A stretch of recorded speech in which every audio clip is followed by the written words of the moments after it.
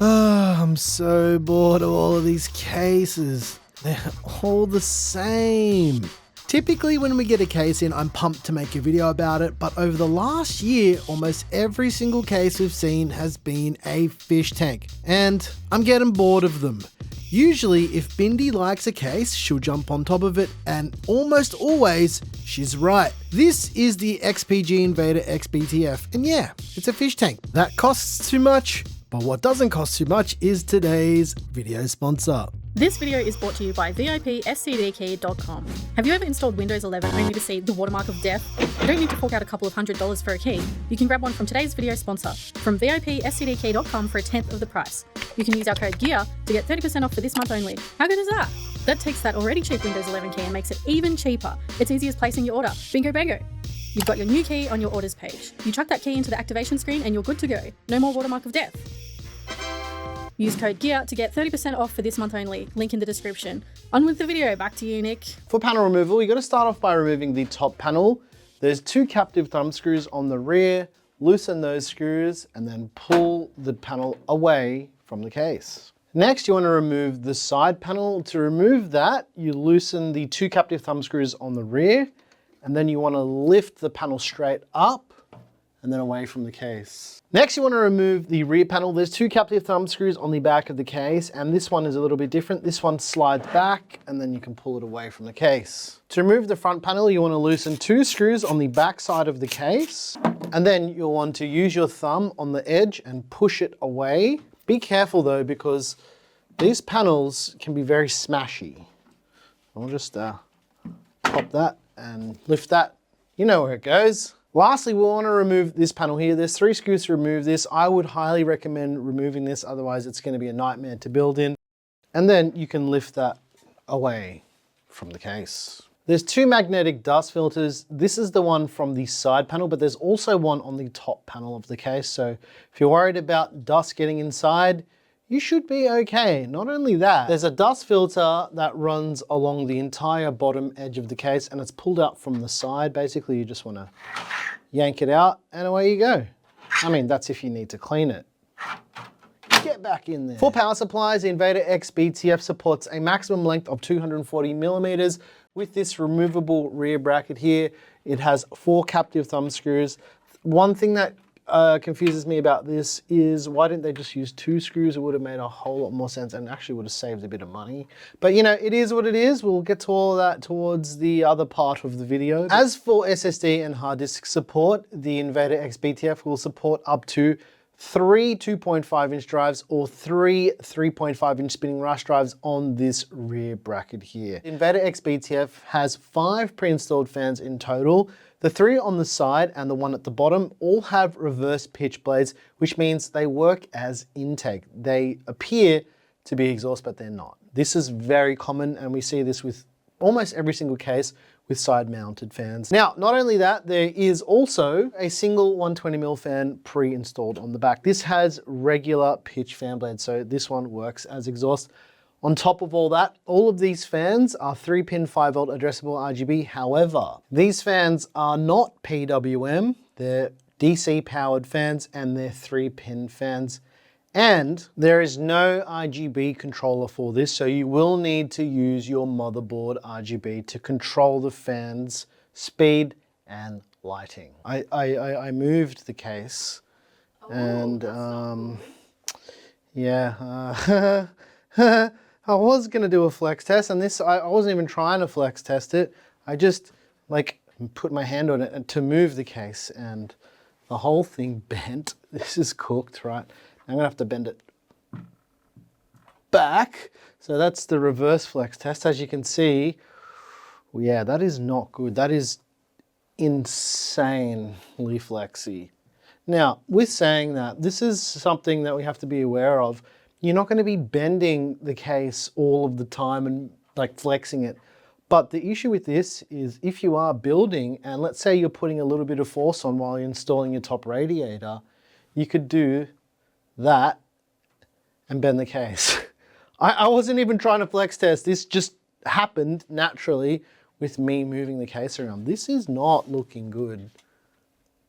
Oh, how does that even happen? For fan and radiator support, you can do 3 120mm fans, 2 140mm fans, or up to a 360mm liquid cooler. On the side, you can do up to 3 120mm fans. This bottom location where there's a pre-installed 120mm fan will actually allow you to install up to a 140mm fan. There's additional holes drilled for a larger fan here. On top of the PSU shroud, you can also do 2 120mm fans. And lastly, on the rear, you can use the included 120mm fan, or you could do a single 140mm fan as well. For motherboard support, the Invader X BTF supports ITX up to ATX boards, and as you can see, the BTF in the name of the case means it supports back connect motherboards. So this will support ASUS BTF boards, MSI Project Zero, and Gigabyte Project Stealth boards. Also, what's notable is the Invader X BTF supports MATX back connector boards, as you can see by these cutouts here, which is very nice because I find that some cases that do support back connectors do not have cutouts for MATX, but again, it is nice to see that here. For air cooler support, you've got a maximum supported height of 175mm. For GPU support, you're looking at a maximum supported length of 400mm. If you're going to be installing a radiator though, you are reducing that to around 270mm, basically because the radiator protrudes and will stop you from putting in a longer GPU, right? That makes sense. But the Invader X BTF does have an interesting trick up its sleeve with an included accessory. The whole rear bracket of the case will come out, and you can replace this with an included bracket which rotates the expansion slots, so then you can do a vertically mounted GPU in, if I'm going to be honest, one of the easiest ways possible, by just changing the rear bracket. As I mentioned, this does come with the case as well, so yeah, that's good to see.